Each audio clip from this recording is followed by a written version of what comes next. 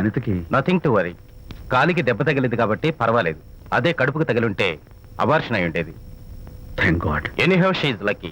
చూడండి, నెలలు నిండుతున్న కొద్దీ మీరు మీ షీస్ మై ఫ్రెండ్ డాక్టర్. అలాగా. పెయిన్ ఎక్కువగా ఉంటే ఈ టాబ్లెట్స్ వాడండి. అలాగే డాక్టర్. ఇంత చిన్న దెబ్బకి అంత ఇదైపోతావేంటి విజయ్? చిన్నదేం కాదు, జరగకూడదు జరుగుంటే చాలా పెద్ద అయ్యేది. నువ్వు ఉన్నావుగా. సర్లే, డాక్టర్ ఏం చెప్పారు తెలుసా? నువ్వు పిచ్చి పిచ్చి ఆలోచనలు పెట్టుకుని మనసు పాడు చేసుకోవద్దని, ఎప్పుడు సరదాగా ఉత్సాహంగా ఉండాలని, కష్టమైన పనులు ఏమీ చేయకూడదని, బాగా రెస్ట్ తీసుకోవాలని, సమయానికి మందులు వేసుకోవాలని, మంచి ఆహారం తీసుకోవాలని, జ్యూసెస్ తాగాలని, ఎక్సర్సైజ్ చేయాలని. ఇవన్నీ డాక్టర్ గారు చెప్పుండరు, నువ్వే కావాలని చెప్తున్నావు కదా. అఫ్ కోర్స్, ఇందులో డాక్టర్ చెప్పిన కొన్ని, నేను కల్పించి చెప్పిన కొన్ని. ఈ డెకరేషన్ అంతా ఎందుకో తెలుసా? నా కొత్త ఫ్రెండ్ కోసం. కొత్త కొత్త ఫ్రెండా? నేను కాకుండా? ప్రస్తుతం నీ కడుపులో రెస్ట్ తీసుకుంటున్నాడు. రేపు బయటకు వచ్చాక నా చెవి పట్టుకుని, ఎరా భడవా, మా అమ్మ నీ బెస్ట్ ఫ్రెండ్ అంటావే, మరి తను ఎలాగైనా చూసుకోవటం, నువ్వు చేసిన తప్పు శిక్ష ఉండో తెలుసా? నేను నీ బట్టల మీద, ఆ తర్వాత నీ మీద పోసేస్తాను అన్నాడు అనుకో, ఆ అత్తల సువాసనలకి, ఆ గుహాళింపులకి నేనేమైపోవాలి, నా బట్టలేమైపోవాలి. కాబట్టి అమ్ముడు, నా లిటిల్ ఫ్రెండ్ కోసం ఇక్కడి నుంచి నువ్వు నా మాట వినాలి, తప్పదు. ఓకే? విజయ్, నువ్వు నా తోడు లేకపోతే నేనేమైపోయేదాన్ను. నీ ప్రేమ అభిమానం చూస్తుంటే నాకేమనిపిస్తుందో తెలుసా? మళ్ళీ జన్మంటూ ఉంటే నీ కడుపున వచ్చి పాపాయిని పుట్టాలనిపిస్తుంది. ఎందుకంటే ఎలా చెప్పాలో. ఊరుకో.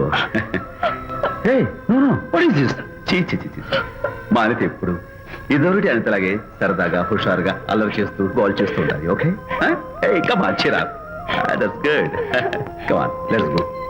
రా తల్లి రా. అల్లుడితో చెప్పకుండా అలిగొచ్చేసావా? చాలా మంచి పని చేశావు. నా కడుపున పుట్టినందుకు నేను గర్వపడుతున్నాను. దానికి కారకుండైనందుకు నేను సిగ్గుపడుతున్నాను.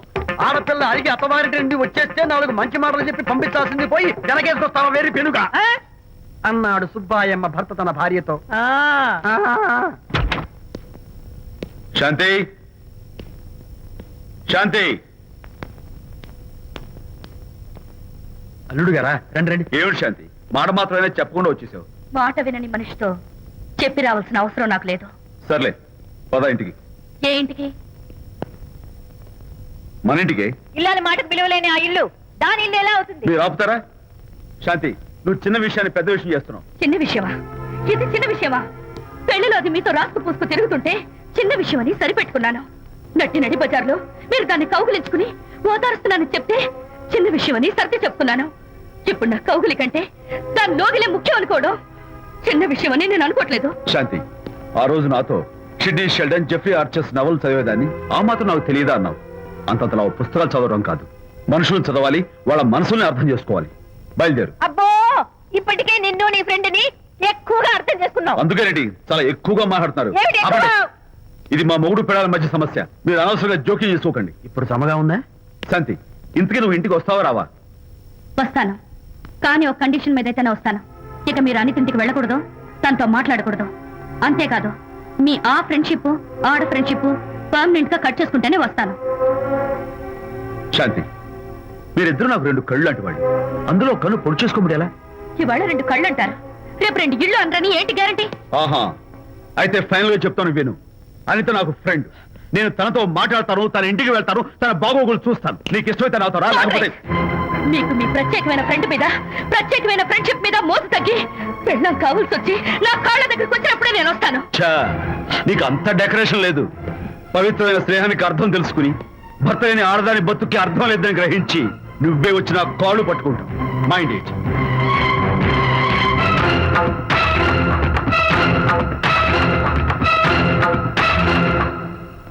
ఇది అలోపతి, ఇది హోమియోపతి, ఇది ఆయుర్వేదం, ఇది యునాని మందు. ఏమిటివి? Complan, Bournvita, Horlicks. ఇవన్నీ ఎందుకు? నాతో షాప్ ఓపెన్ చేయిస్తారా? అయ్యో, షాప్ ఓపెన్ చేయడం కోసం కాదమ్మా, విజయ్కి నీ పట్ల ఉన్న ప్రేమాభిమానాలు ప్రదర్శించడం కోసం ఇవన్నీ కొన్నాడు. విజయ్, ఏంటిది? నీకేమైనా మతిపోయిందా? శ్రీమతితో గొడవపడిన ఏ మొగుడికైనా మతి ఉంటుందా? శ్రీమతితో గొడవ పడ్డావా? ఎందుకు గొడవ? అదేం కాదు, వాడు మాటలు పట్టించుకోకు. నేను నమ్మను, నువ్వేదో దాస్తున్నావు. డైట్. హరి, నువ్వు చెప్పు. అబ్బే ఆ. వాడికేం తెలుసు నేను చెప్తాగా చెప్పు. ఇవాళ పొద్దునే నేను టిఫిన్ తిందామని ఆ. పెళ్ళామా నాకు ఒక పెసరట్ వేసి పెట్టు అన్నాను ఆ. తనేమో ఇంటైనా నేను ఇడ్లీ చేసి పెడతాను అంది నేను పెసరట్ అని తను ఇడ్లీ అని ఇద్దరు చిన్న గొడవ పడ్డాం ఓ, అంతే కదా అంతే కదరా అంతే అనుకుంటా అంతే అమ్మయ్య, నేను ఇంకా ఏదో పెద్ద గొడవని కంగారు ఓ, పడ్డాను no. అనిత నీ చేత్తోటి ఓ మంచి strong coffee 1 minute. Thank you కూడా. నీకు నేను ఇస్తాను కదా ఎప్పుడు? కూస్తున్నావు ఏంటి ఈయన హరిశ్చంద్రుడు పూనాడు ఒరేయ్, అబ్బో. అనిత ఉత్తమ మనిషి కాదు ప్రెగ్నెంట్ అవును అసలే తన ప్రాబ్లమ్స్ తనకున్నాయి పైగా మన ప్రాబ్లమ్స్ కూడా చెప్పి వరీ చేయాలా అబ్బో తన డెలివరీ అయ్యేంత వరకు తను సంతోషంగా ఉంచడం మన రెస్పాన్సిబిలిటీ అలాగే ఇక మీద మన అబ్బో. ఇంటి గొడవలు చెప్పావో ఇక్కడ అమ్మో. Vijay coffee ready thank you Anitha ఈ మధ్య నువ్వు పెయింటింగ్స్ వేయడం మానేశావు డెలివరీ అయ్యేంత వరకు బాబును ఊహించుకుంటూ ముద్దొచ్చి పిల్లల బొమ్మలు పెయింట్ చేసావనుకో చాలా బాగుంటుంది అలాగే విజయ్ త్వరలో ఆల్ ఇండియా పెయింటింగ్ కాంపిటీషన్ జరగబోతుంది అందులో నువ్వు కూడా పార్టిసిపేట్ చేసావనుకో అవార్డు నీకు గ్యారంటీ నిజంగా నీకు అవార్డు రావాలంటే ఒక చిన్న ఉపాయం ఉంది ఏమిటిది ఏముంది నన్ను బాలకృష్ణుడిగా ఊహించుకుని విచిత్రంగా ఒక బొమ్మ గీయి అదేమిటో అర్థం కాక మోడర్న్ ఆర్ట్ అనుకుని నీకు ఫస్ట్ ప్రైజ్ ఇస్తాను నవ్వించాను మన కష్టాలు.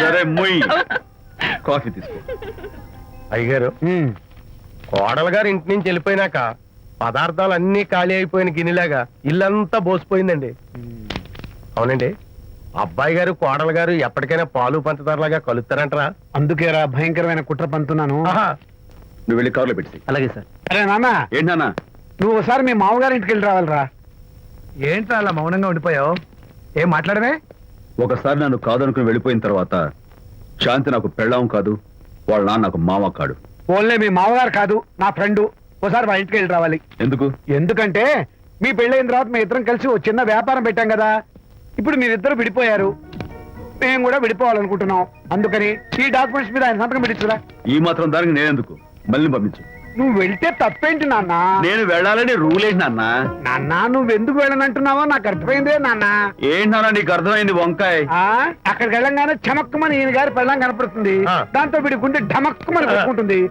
ఆవిడేమో ఊ అని ఓ లుక్ వేస్తుంది దాంతో వీడు ఊ అని జారి బెడ్ అయిపోతాడు కొంచెం డెకరేషన్ ఎక్కువ అవుతుంది తగ్గిస్తావా ఆవిడ ఊ అని లుక్ వేస్తే ఊ అని జారిపోవడానికి నేను నీలా వీకేం కాదు స్ట్రాంగ్ విల్ పవర్ ఉన్నవాడిని అంత తేలిగ్గా బెండ్ అయితే వెళ్ళి సంతకం పెట్టించుకురా నాన్న అలాగే నాన్న అది ఇదిగో ఇక్కడి నుంచే బెండ్ అయిపోతున్నావు నాన్న నో అది శబాష్ ఇప్పుడు వెళ్ళు అలాగే